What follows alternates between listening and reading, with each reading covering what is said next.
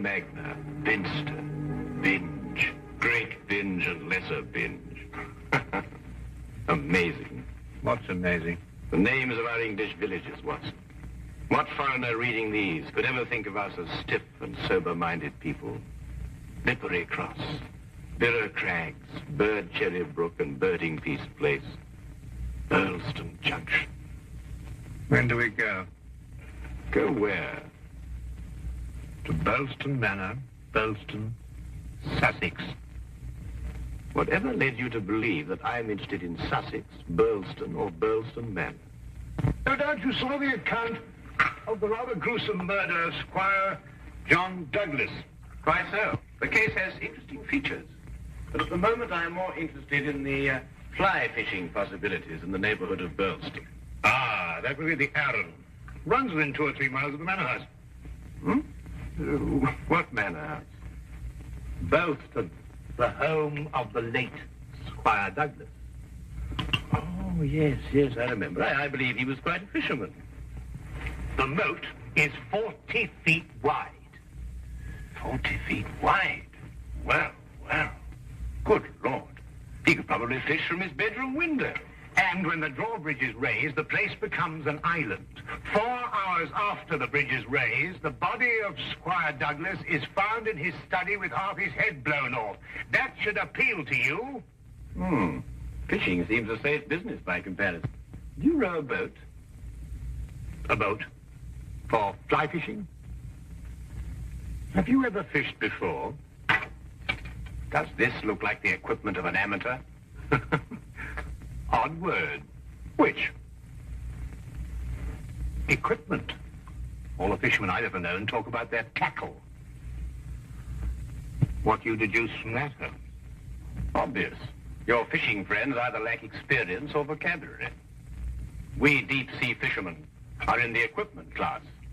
None of your nasty little bundles. Yes, that gaff is far more suitable for a shark than a trout. Do you really think so? No good for trout? Well, it depends what trout you're after. Oh, yes. Well, we must carry a tape measure. A tape measure? What on earth for? To measure our catch, of course. To measure our catch and throw back the little ones. A good rule in life, Watson. Always remember to throw back the little ones. Do you think our prey will count as a big one or a little one? Well, hardly as big as Squire Douglas lying dead in his castle, surrounded by his moat. Holmes, you've been analyzing this case. Well, you know, I haven't got enough data yet for analysis, really. Do you think it could be an accident? What, with a sawn-off shotgun? And the triggers of both barrels wired together? Murder, eh? Yes, possibly. What do you mean by possibly? Don't sit there, man. That may be opportunity knocking. Oh.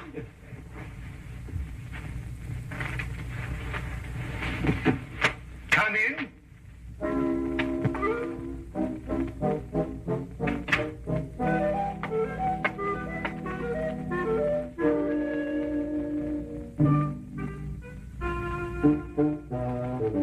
Mr. Sherlock. Oh? The fisherman. Hold on! I'll tell you! Blimey! No, Get there, boy. But it's only a little one. If you like it, Watson.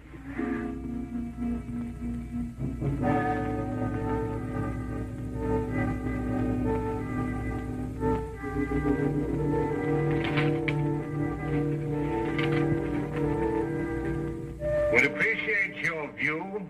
Intriguing affair. Burleston Manor. Signed, Inspector McLeod. Ha! Please, English, for I'm utterly baffled. Oh. Yeah, where is it? Where's what? Well, the tape measure, of course. Where is that tape measure? Holding the fiddle ties together, sir. Fiddle? Violin case, boy.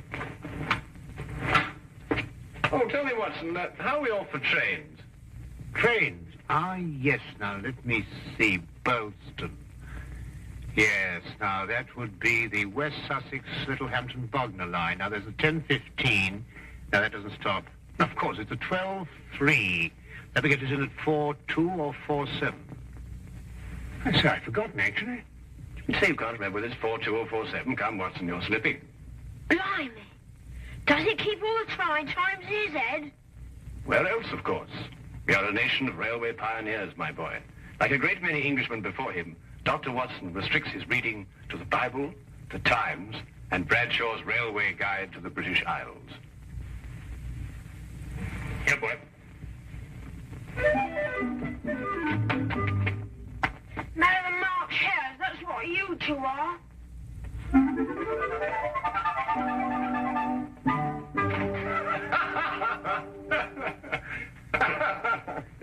I say, Watson, have you seen my weekend bag anywhere? I suspect it's under the stairs. Mrs. Hudson got very tired of seeing it lying about. Oh, good. Well, that means it hasn't been unpacked anyway. I assume not. Excellent.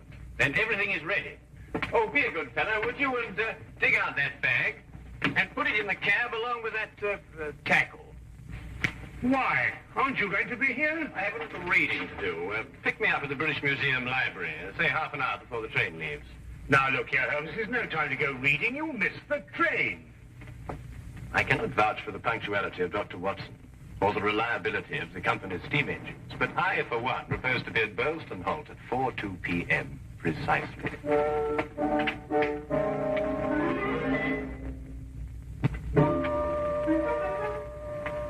Or is it 4:07?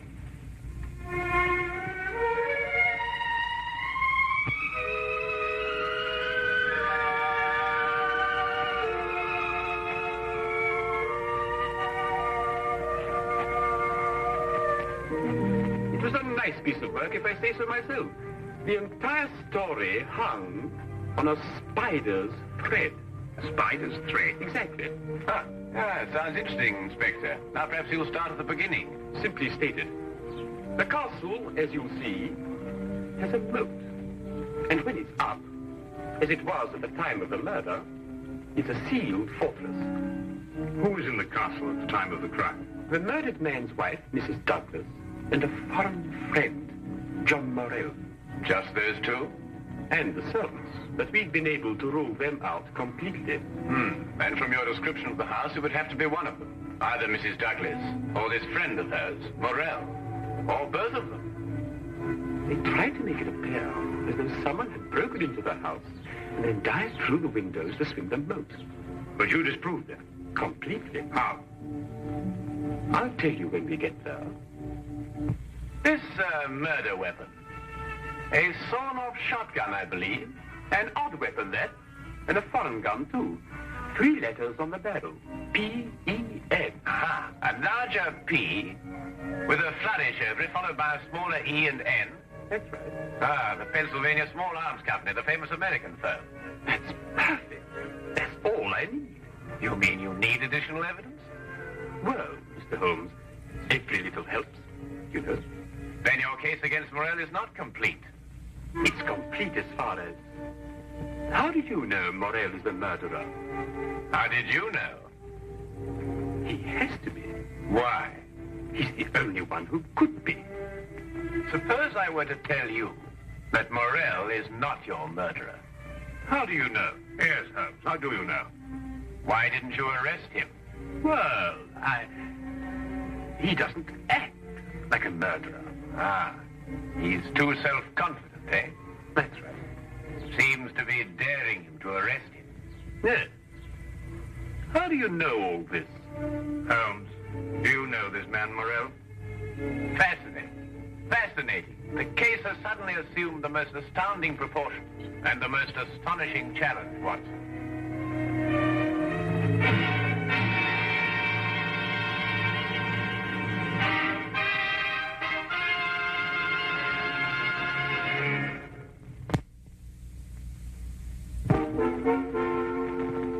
And now we return to the case of the Pennsylvania gun. Specimen of the period. Yes, it is lovely, isn't it? What did you mean, Mr. Holmes? Nothing. I just think it's a lovely building. No, I mean when you said that Morell didn't murder Mr. Douglas. Oh, that. Yes, what did you mean? How do you know he didn't do it? Well, if he didn't do it, she did. You're jumping again, McCloud. You're jumping. But it has to be one or the other. Does it really? What's he talking about? Well, then you know. No, I don't know. If 2 people are in a sealed house with a murdered man, One of them has to be a murderer. That's common sense. Ah, but is it logical? What do you mean, is it logical? I don't know, but Holmes says that all the time. I was hoping you might be able to tell me.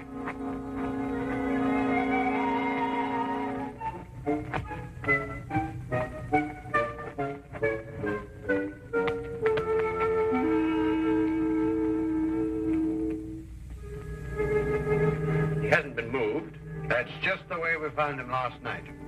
Watson? Of course, death was instantaneous. I should say so. The charge was not fired directly into the face, as the newspaper's account had it. I'd say the blast came from below, and that the gun was almost vertical. Excellent, Watson, excellent.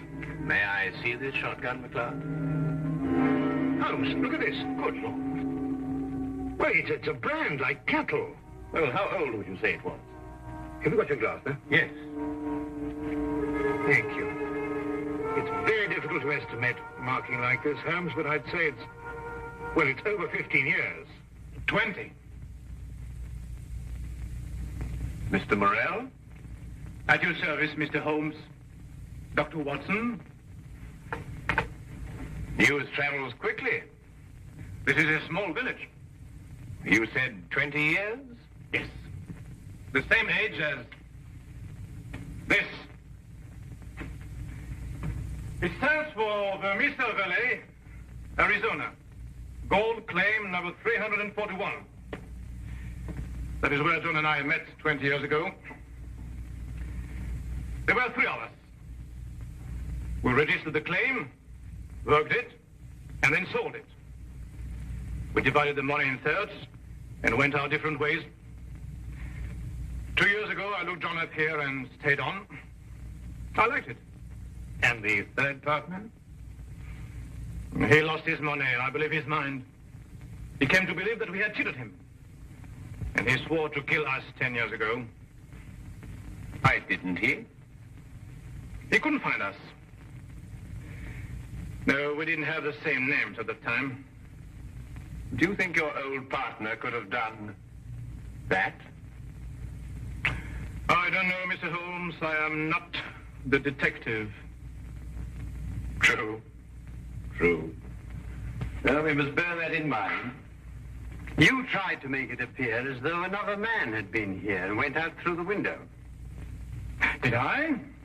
He tried to build an elaborate story. A man of his size was seen passing through the village wearing a loud tweed topcoat and a wide-brimmed hat. He was heading this way. On the window ledge, there is a footprint in blood, indicating, of course, that the murderer dived through the window and swam the moat. But he didn't. How do you know? Because, Mr. Morrell, outside that window and just a few feet down is a very large and at least a month-old spider's web. Anyone jumping or diving through the window would have to pass through the web. And no one did. Well done, McLeod. Well done. A spider's web. The English police have the most amazing allies, I must say. Now that you have made your deductions, Mr. MacLeod, exactly what do they mean to me? For the moment, nothing. But I suggest you do not leave the castle grounds. And if I try to live?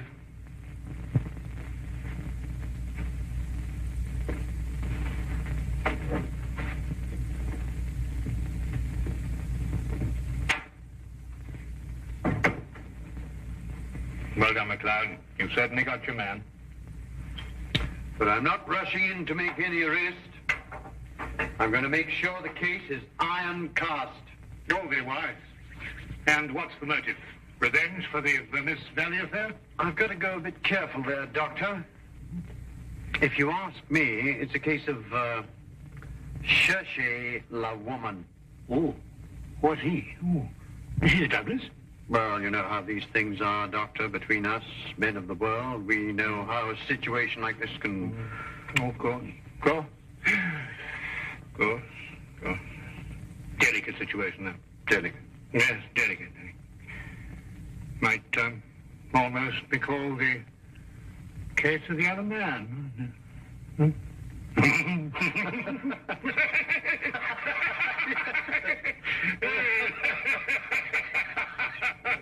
The other dumbbell. Who? Not who, what. What? That's right, what?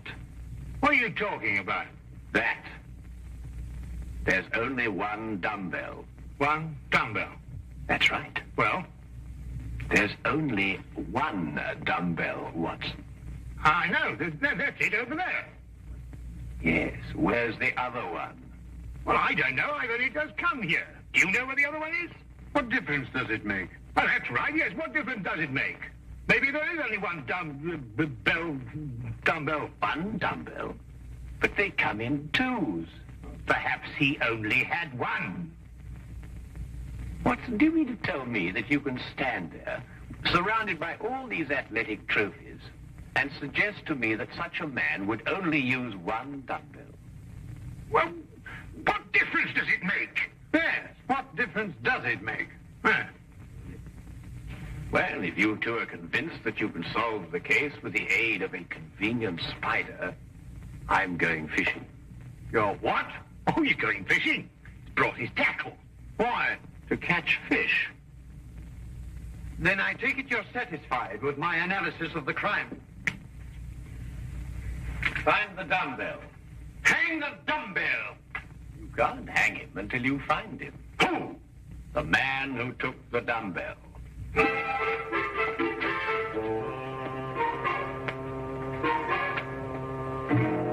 Gone too far now, Holmes. I think you've made him very angry. Then he should fish. It soothes the nerve. Are you really going to fish? I am. Where? Out of that window. It looks very comfortable. Well, what do you expect to catch? A herring. A red herring. I have the tape measure, Watson. To measure a red herring? To measure the big red herrings. The little ones I plan to throw back. Holmes, you're up to something. I am. What? Would you like to help? Of course. Well, look. Take the good inspector down to the local pub and keep him there for at least an hour. While you fish for red herring? At the moment, I'm fishing for bait. I don't know what you're talking about, but I'll do it. Good. Remember, 1 hour. I may enjoy myself in the local and stay too.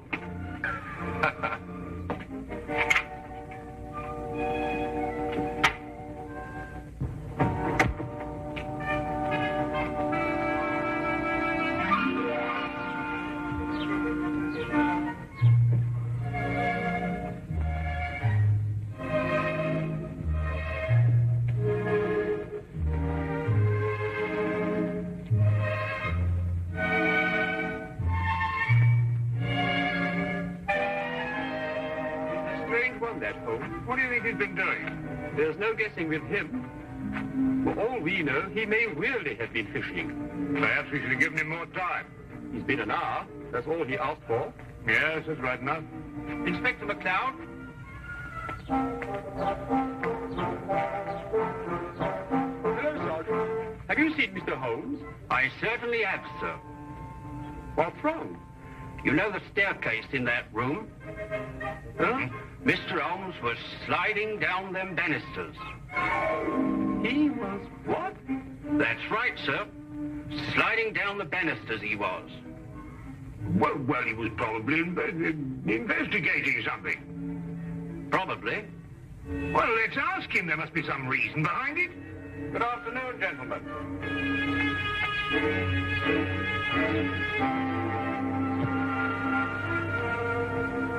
Go on. Ask him. Ask me what? Well? What have you been doing while we were away?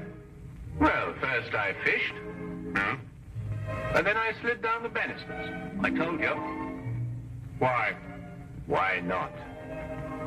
Well, And you, Inspector McLeod, are going to drain the moat. I'm going to what? Drain the moat. Empty it right down to the bottom.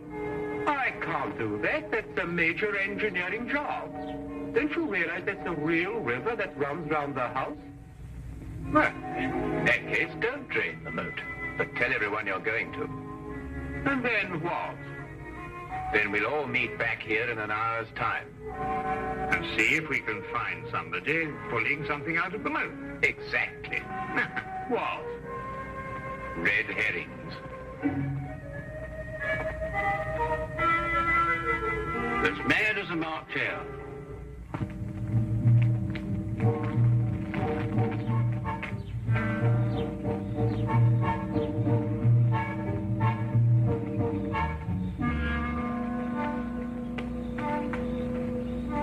How much longer?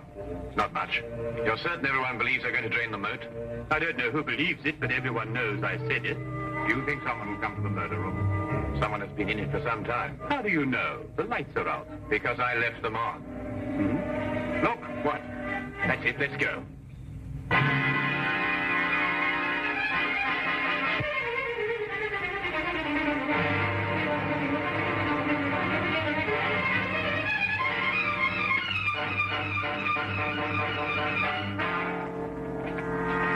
Oh, excuse me. What are you using for bait?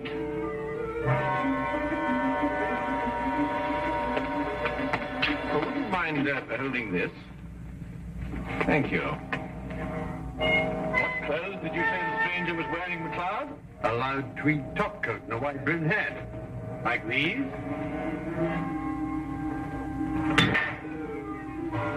The dumbbell. Holmes, how did you know? When you're working near water, Watson, and a heavy object has disappeared, you may conclude, until you can prove otherwise, that it has been used to prevent some object from rising to the surface. All right, Morrell. You're under arrest for the murder of John Douglas. It is my duty to warn you that anything you say may be taken down and used in evidence... No, McLeod. You haven't got it at all. What? This gentleman didn't kill John Douglas because John Douglas isn't dead. He isn't what? Dead. The man whose body you discovered in here is the very man who came back to... No, you're not with me, are you, McLeod? Would you tell him, please? These clothes belong to our third partner. The man has been searching for you for 10 years. Yes. He found us and arrived here with a shotgun. He and John struggled, and the shot went off. That explains the vertical angle of the blast. In the ensuing struggle, the gun went off. I heard the report and ran down immediately. I timed it from your room. 15 seconds if you run, and 10 seconds if you slide down the banisters. I ran. I thought you would. John was panic-stricken when he saw what he had done. I got the idea to change their identities.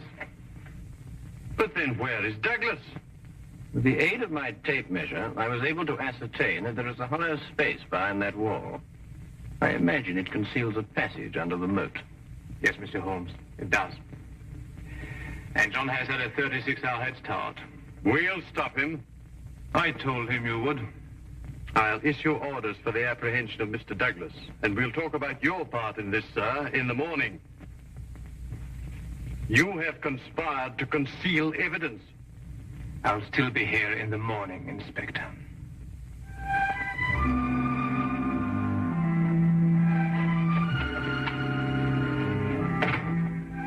A very brilliant piece of deductions, Mr. Holmes. An excellent application of applied psychology.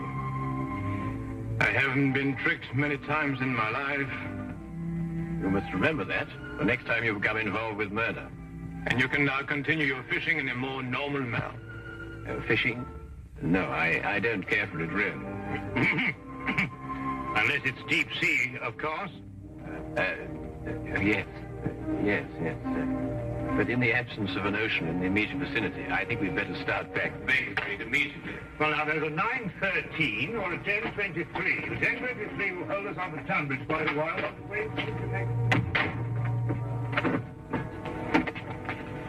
Thank you, Mr. Holmes. Not at all.